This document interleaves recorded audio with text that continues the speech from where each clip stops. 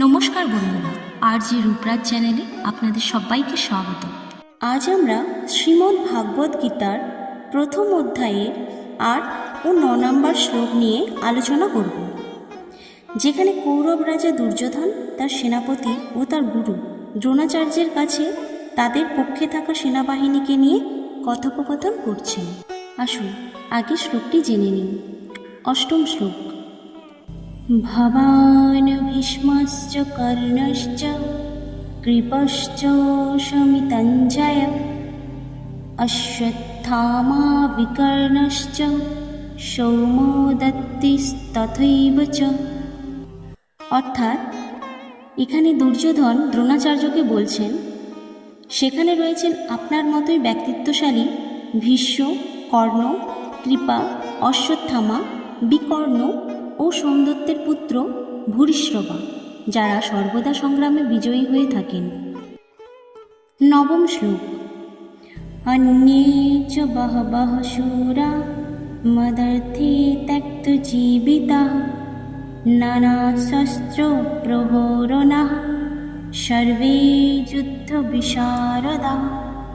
অর্থাৎ এছাড়াও আরও অনেক বীর যোদ্ধা আছেন যারা আমার জন্য জীবন উৎসর্গ করতে প্রস্তুত। তারা সকলেই বিভিন্ন অস্ত্রের ব্যবহার ও যুদ্ধ কৌশলে পারদর্শী এবং তারা সকলেই সামরিক বিজ্ঞানে বিশারদ। এই দুই শ্লোকের তাৎপর্য হল, দুর্যোধন এই শ্লোকগুলোতে যুদ্ধের প্রস্তুতি সম্পর্কে তার সেনাপতিকে বলছেন। তিনি দেখাতে চাচ্ছেন যে তার সেনাবাহিনী কতটা শক্তিশালী এবং তাদের পক্ষে অনেক দক্ষ যোদ্ধারা রয়েছেন। দুর্যোধন কৌশলে দ্রোণাচার্যের মনোবল বাড়াতে চাইছেন, যাতে তিনি সম্পূর্ণ মনোযোগ দিয়ে যুদ্ধে নেতৃত্ব দেন।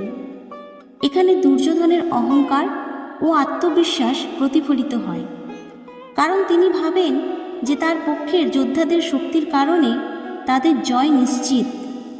বন্ধুরা, আমরা এই দুই শ্লোক থেকে কিছু শিক্ষা নিতে পারি। প্রথমত, অহংকার ও আত্মবিশ্বাসের মধ্যে পার্থক্য। দুর্যোধনের বক্তব্যে অহংকার লক্ষ্য করা যায়, যা পরবর্তীতে তার পতনের কারণ হয়। আত্মবিশ্বাস ভালো, কিন্তু অহংকার সর্বদা ক্ষতিকর। দ্বিতীয়ত, প্রস্তুতি ও নেতৃত্ব। যে কোনো যুদ্ধে বা যে কোনো পরিস্থিতিতে নেতৃত্ব ও সঠিক প্রস্তুতি খুবই গুরুত্বপূর্ণ। দুর্যোধনের বক্তব্যে দেখা যায় যে তিনি তার সেনাপতিকে উৎসাহিত করতে ও মনোবল বাড়াতে চাচ্ছেন, যা নেতৃত্বের একটি গুরুত্বপূর্ণ দিক। তৃতীয়ত, সহযোগিতা ও সম্মান। যুদ্ধে সফল হতে হলে নেতৃত্ব ও দলীয় সহযোগিতা অপরিহার্য। দুর্যোধনের কৌশল দেখায় যে তিনি তার যোদ্ধাদের ওপর ভরসা করছেন এবং তাদের সম্মানিত করছেন, যদিও তার উদ্দেশ্যে সঠিক নয়। এগুলো থেকে বোঝা যায় যে কোনো কাজের জন্য আত্মবিশ্বাস, সঠিক প্রস্তুতি এবং সহযোগিতার প্রয়োজন, তবে অহংকার সর্বদা ক্ষতিকর। বন্ধুরা, আজকের শ্লোক এখানেই সমাপ্ত হলো।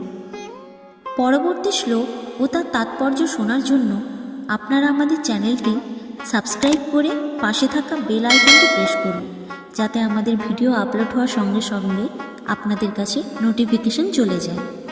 আর আমাদের ভিডিওটি যদি আপনাদের ভালো লেগে থাকে, তাহলে ভিডিওটিকে লাইক করে শেয়ার করে দেবেন। আপনাদের সাপোর্ট আমাদের অনুপ্রাণিত করবে। রাধে রাধে।